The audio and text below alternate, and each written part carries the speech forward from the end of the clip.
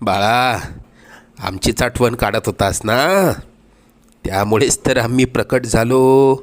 अरे मायबाप मानतोस ना आम्हाला, मग तुला पैशांची गरज असताना सांगायचं ना.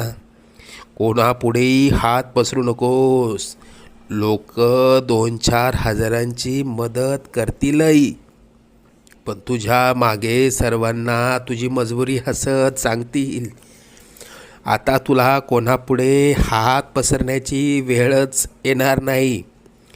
तू आजपर्यंत भरपूर दुःख सहन केलंस. लवकरच तुझ्या रडक्या भाग्यात सुखाचे दिवस येतील.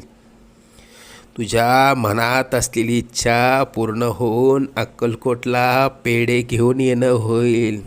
येशील ना आम्हाला भेटायला अक्कलकोटला? सगळं